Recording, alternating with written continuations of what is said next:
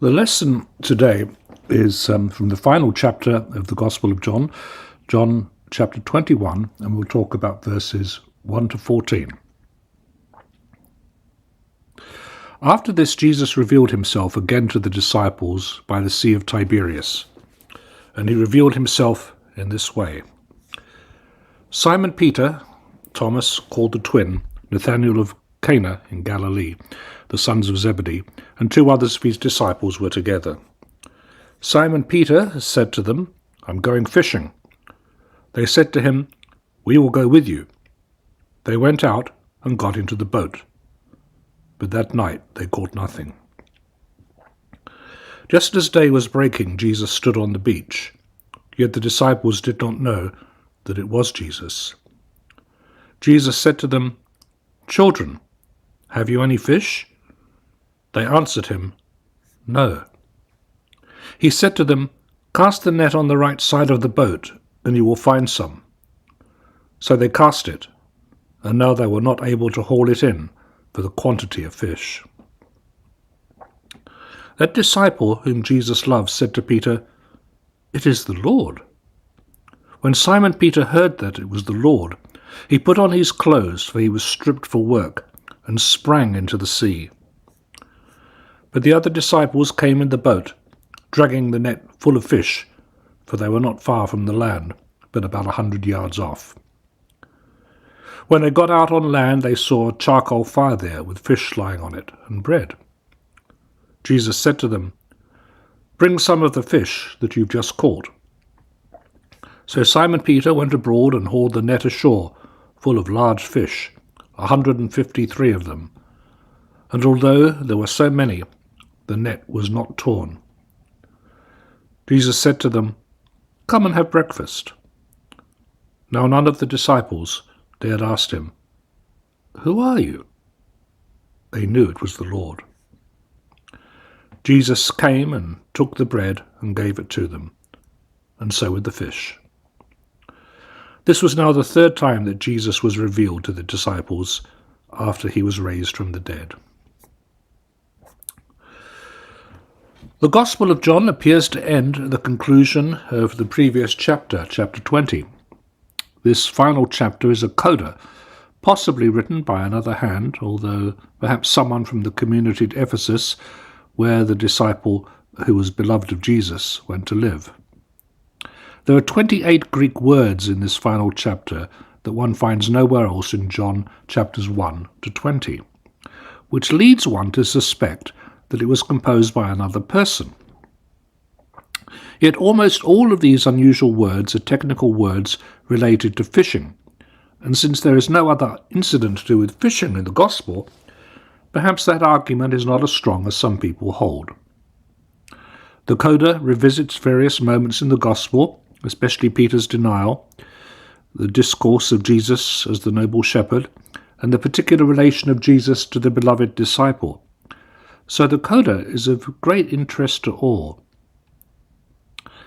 The pericope is about manifestation, not visual recognition. Namely, Jesus manifests himself as the risen Lord. And there is reason to accept chapter 21, even though it does seem to be a coda, because all the ancient codices, except one, include it as part of the Gospel. When Jesus reveals himself, when he manifests himself, strictly speaking, only 7 disciples are present, as we're going to learn. The sons of Zebedee are James and John, as we know from the Synoptic Gospels. The beloved disciple is thought by some to be John the son of Zebedee, but there's dispute over the point. Nowhere else in John are James and John referred to as the sons of Zebedee, so this might be an indication that the evangelist is aware of the Synoptic Gospels. It looks as though these 7 disciples have banded together to be fishermen, as Peter had been before Jesus called him, and as James and John were also. The unnamed 2 disciples might be Philip and Andrew. Jesus will appear not just during the special season of Passover, but in ordinary life, the life of daily work. So this is a blessing not simply of a high holy day or of a holy period, but a complete blessing of ordinary life. Night fishing was usually regarded as the best time to catch fish. Here, there is no symbolic meaning of night, as there has been throughout the Gospel of John. Day is just breaking, and Jesus is on the beach. And because day is just breaking, people's vision won't be particularly accurate. So that it's said that the disciples did not know that it was Jesus. He would be a shadowy figure on the beach. Jesus appears to the disciples at the Sea of Galilee, or the Sea of Tiberias, not in Jerusalem, where he had appeared before. We're told that Jesus will see the disciples in Galilee in Mark chapter 16, verse 7, and in Matthew 28, verse 7. Also, remember, the boat is too far out in the Sea of Galilee, and it's still too dark for the disciples to know quite who's on the beach. Jesus says to them, "Children, have you any fish?" They answered him, "No." Now remember, they don't know it's Jesus yet. It's unique, though, for Jesus to call the disciples children. Usually they are referred to as the brethren. So maybe this counts as being written by another person, or a slightly different relationship that Jesus now has as the resurrected Lord with his disciples. It's remarkable that the disciples do what this unknown man says to them.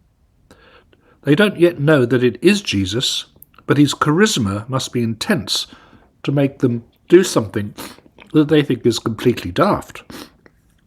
The right side is usually understood to be the lucky side of a boat.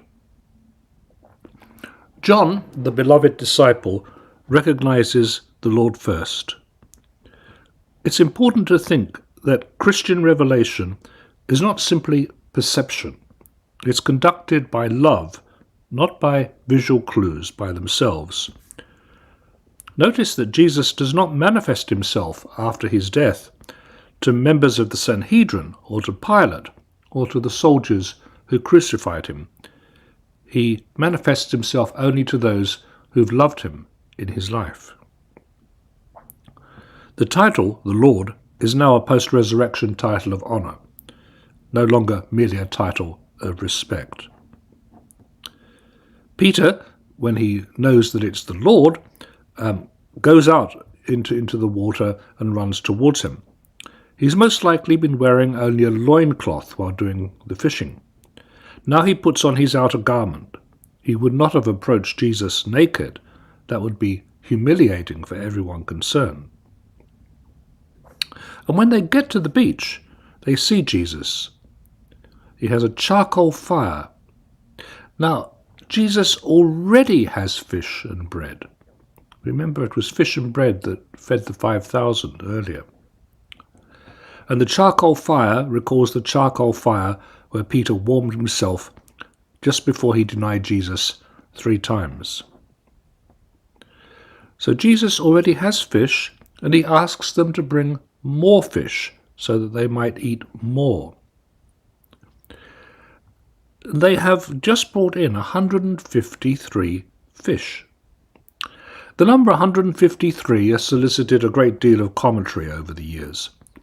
It's the total of all the numbers from 1 through 17, and this is how Augustine regards it. But that seems not to signify anything much in the context of the passage. Jerome suggests that there are 153 sorts of fish known in antiquity. If so, the number would stand for all humankind. It's most likely a curiously precise number, which is there to give what we call the reality effect. Namely, the oddity of the number makes the story ring true. Certainly, though, the Church has regarded the story as parabolic of the large number of people who will join the Christian Church. Jesus says to them, "Come and have breakfast." And none of the disciples dare to ask him who he is, because they know that it's the Lord. And this is a little peculiar, since the disciples have seen the risen Christ twice in Jerusalem. So we have to ask ourselves, does he now seem slightly different? But the event does recall, as I say, the feeding of the 5,000 in Galilee, although this time the food is provided by Jesus and not by a boy. The passage is what we would call anti-docetic. Jesus here is human. He's not a ghost or a disembodied spirit. So those groups who follow Docetism are being refuted here. Jesus is as real as you or I. Whatever happens in the resurrection, there's a change in his mode of being, so he can be like us now, like himself before he was dead, but also he can just enter a room and go through walls. Jesus came and took the bread and gave it to them, and so with the fish. There's one Codex Bezae, that says gave thanks and gave it to them, and that renders the meal Eucharistic. So the passage ends with an emphasis on the manifestation of Jesus as the risen Lord.